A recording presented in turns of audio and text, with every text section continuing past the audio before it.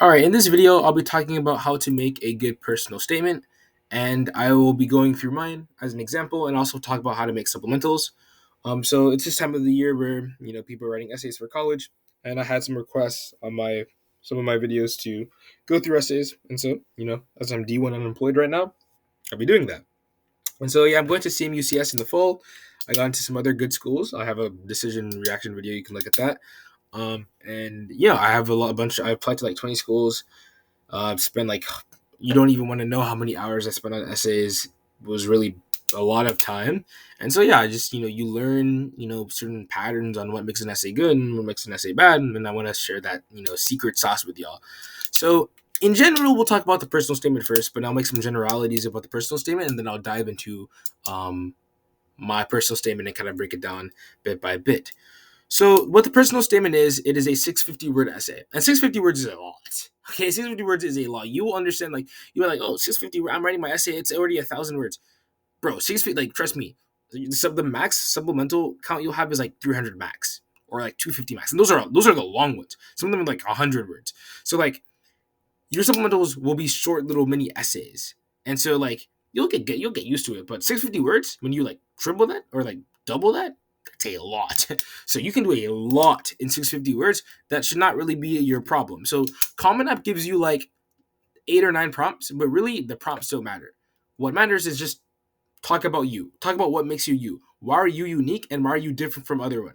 Hence, personalize it to yourself. That's called a personal statement. It should be personal to you. Like, I can't stress this enough. There are so many supplementals, or there's so many personal statements probably out there that, like, bro, this is like the most general. I can literally just like put somebody else's name and think that's the same that person wrote that essay. Like, if you want to make sure that you have a good personal statement, it should be to the point where like you look at the essay and you're like, okay, this guy definitely wrote the essay. Okay, but there's methods on how to do that. There's methods on how to make things unique, right? There's certain methods, there's certain things that you can do to really personalize it for yourself. Because and is it a challenging type of writing? Because in your 16 or 17 years of experience, you haven't been really asked to like look back in your life and be like, yo, who am I, and what makes me me. And even for people who are reserved or do not feel they're not as expressive, you have things that are unique to you that make you beautiful in your own ways. And so we'll be discussing how to sort of like extract those beauties and extract those like uniqueness from you. But in general, there's a very nice structure that I like to follow in just college writing in general. And it's the most general and best way to make sure that you're writing good essays. And I don't know what you call it, but it's basically every paragraph you have must have a purpose. Okay. And as obvious as that sounds, trust me, there's so many paragraphs that are like, what is this paragraph? And okay, rule number one in writing a good personal statement: do not force anything. Okay, look at me, tell me, do not force anything, especially metaphors that you think that are really cool. No, don't. No. Okay, if the metaphor is natural, use it. You don't need a fancy metaphor. Okay, um when you do a fancy metaphor, then you try to revolve everything around the metaphor, and you try to like make certain experiences like kind of fold them and like twist their meaning to fit this metaphor. So the metaphor is like kind of restrictive. So in general, like metaphors are fine if they're naturally like in there. But if you're trying to sort of like center it around some like metaphor, it's very constraining. So rule number one, like when you're writing these essays, do not try to force anything. Like literally be authentic. Because one thing you need to understand is that personal statements in theory should not be as difficult to write as you think. Because what they should be are stories. Stories write themselves. The story has already happened in front of your eyes. You just have to communicate it clearly to the reader. Think about it. You shouldn't be trying to like add and tweak your experiences. They've already happened. You recount them. So rule number one is please be authentic. Do not try to force things. I'm telling you, like when you're writing this, like just be as authentic as possible. And I've just yapped enough. But in general, every paragraph that you write in your essay has to have a purpose. And what is purpose, right? The purpose of a paragraph derives from its central premise or its central claim. Every paragraph has a claim or a cliche, that I like to call it. So one thing about people is that people are like, oh, this college essay is cliche. Every college essay is cliche. Every good college essay is cliche. Like if you have millions of papers, statistically they will form different clusters in which those clusters talk about the same cliche and the same general things.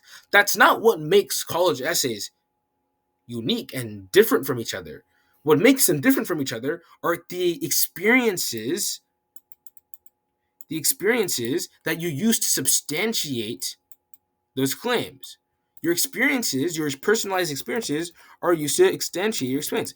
And of course, like everyone has, and the experiences you need to use, every experience has a depth to it. Okay, so think about it like this, right? So we're gonna make this methodical as possible, right? Every paragraph in your essay has a purpose, right? Purpose. The purpose derives from the claim or cliche, right? Which is like kind of like the central premise of that paragraph, right? It's the purpose, right? A claim or cliche. You use experiences to substantiate the purpose, right?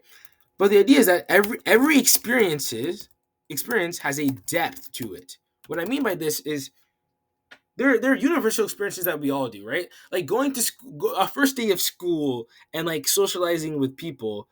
That's not as unique. You see what I'm saying? Like that's bound to be less unique than other experiences. For example, maybe there's a specific experience that only Nigerians do, or only Chinese do, or like like for example, a first day of school happens among all cultures, but maybe like a Nigerian wedding only happens among certain cultures. So that experience is bound to be more specific than the experience of like the first day of school. So every experience that you use to sort of substantiate and like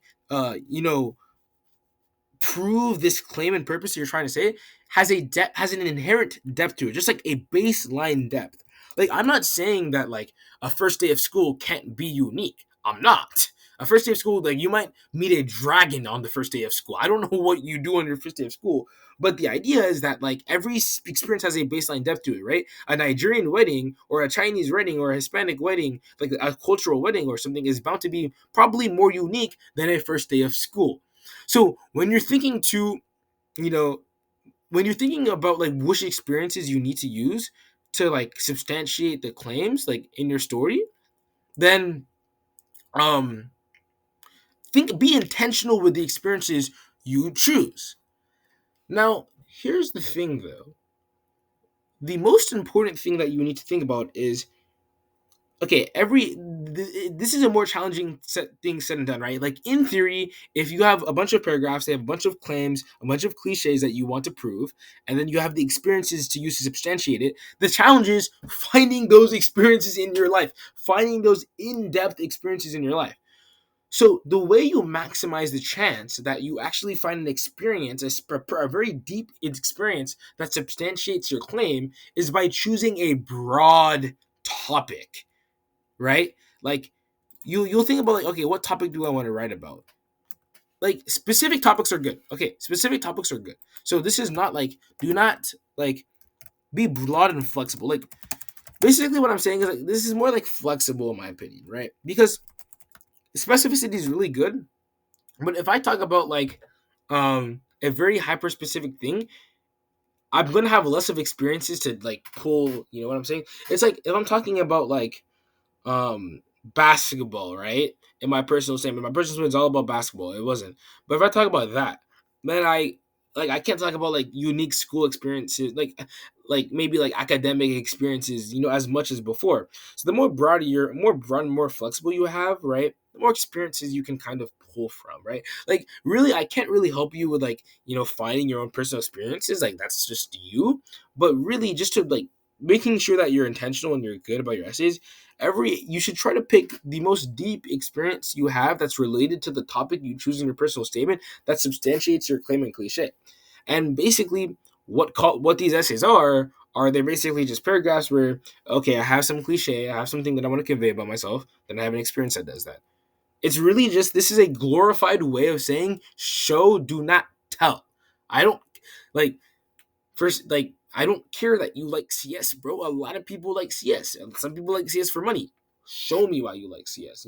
So this is a glorified way of saying show, do not tell. But we'll go through mine, so you can sort of get an idea of what I mean by this sort of ping pong nature between, okay, I have a claim and then I have an experience to substantiate it. In my opinion, I think you should put the experience first and then say the cliche, right? Because a lot of people are saying like, you know, like they're worried about cliches. You can say a cliche as long as you substantiate it with context. For example, if I say I'm the fastest man in my, if I'm a really fast runner, people are gonna be like, okay, you made a claim. Now, if I say, oh, well, I ran so fast that my teacher moved me up to the varsity team, people are going to be like, damn. And then after you say I'm a fast runner, people are going to be like, oh, damn. Effectively, you have now substantiated the fact that you're a fast runner by that experience. So the experience is your substantiator, and you can put the claim in the cliche. And then you've essentially made something that seemingly seems like empty substantiated with the experience and the context. So we'll talk about that in my personal statement. So it all started in my middle school cafeteria when a friend asked me, "What's the powerhouse of the cell?" Without hesitation, I answered, "The nucleus." Laughter erupted, and by day's end, it felt like everyone knew my mistake. But this moment sparked my love for STEM. I even created my first Gmail account, nucleus96 at gmail.com, as a reminder of the world that introduced me to science. In 7th grade, I faced a daunting challenge, trying out for my school's nationally ranked science Olympiad team. I awkwardly walked into the tryout room with vastly different faces than mine. Scioli was practically a religion at my school, so given that I called the nucleus the powerhouse of the cell, my chances seemed slimmed. However, I spent the summer studying, watching Khan Academy, devouring Wikipedia articles, and filling notebooks with science. I made the team, but only as an alternate.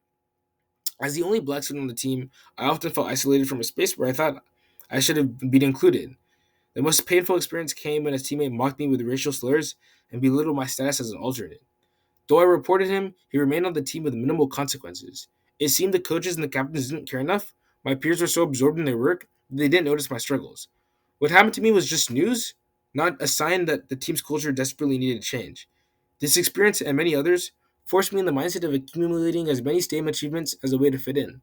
This mindset began to corrupt my passion, placing its worth in the hands of others. Then I discovered YouTube. Initially, I was uneasy about starting a problem solving channel. I was worried that I'd be judged for my mistakes, like the nucleus one. As a minority, I felt like I had to be the best to truly belong. In my sophomore year, I stopped posting videos about competitive programming because I felt unqualified. However, my junior senior years, I realized that YouTube was my space, from external pressures, where I could explore my interests independently.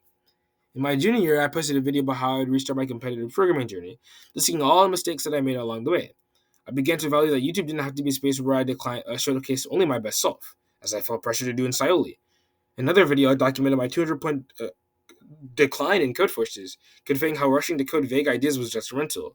This newfound vulnerability made me realize my initial feeling of not being enough only reinforced the invisibility of minorities in STEM. Instead of feeling insecure, I embraced being a minority because it allowed me to carve out a unique identity. YouTube was my cleansing from toxic environments like my middle school Scioli team. YouTube was my medium in which I poured out my raw self and truly challenged the consuming mindset my Scioli experiences ingrained in me. After years of doing YouTube, I've grown to appreciate the space more and more. It allows me to connect with my interests on a deeper level, and more importantly, not confine myself to the perceptions of others. There is no award, no medal, just me, my whiteboard, my mouse, and my passion. YouTube taught me that my sense of belonging and confidence shouldn't come from folding my identity to earn validation from others, but rather from a true passion within. Whether it is uploading a video about cryptography or discussing ideas in competitive programming, I strive to make videos that transcend mere content. I hope they serve as a bridge to myself and other STEM minorities. The more I push myself to learn and share, the more I'm driven by one day I'll open up my YouTube and see countless faces comfortably sharing their nucleus moments with the STEM world. So yeah, that's my personal statement. Um, Basically, every paragraph follows sort of the structure of claim, experience. And the claim you don't have to explicitly say, like if the experience already substantiates it, so you can just have the experience. You don't have to have the hard like cliche and like they explicitly like labeled. But for example, I'll give like a really good a paragraph to sort of show the sort of structure. Um,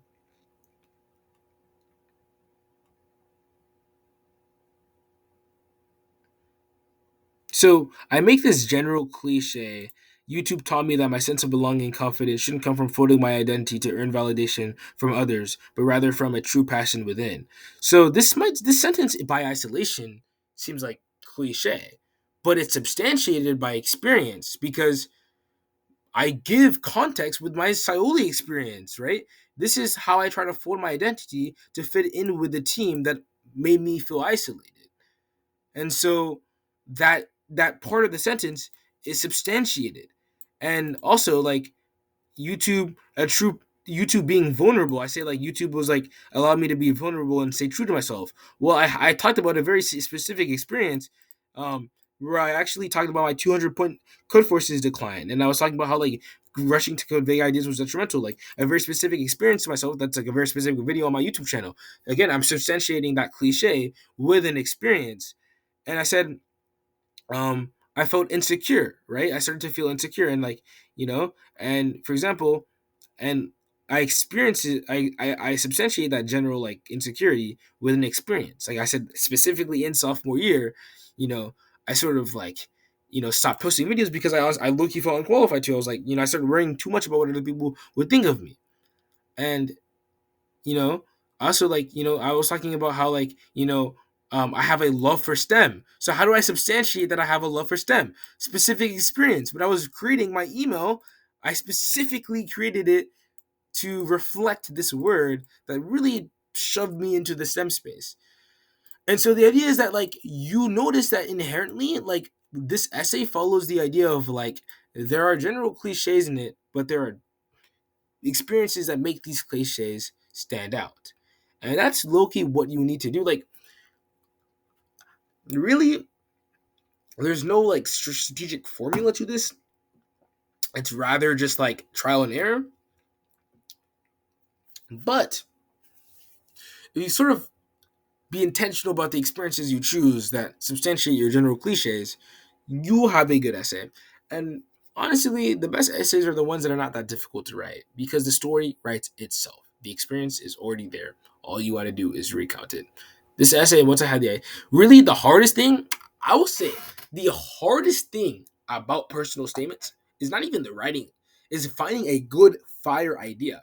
And I low key can't really help you on that because that's your life. Like, you know your life more than I do, bro. So I can't do much for you. You gotta find that idea.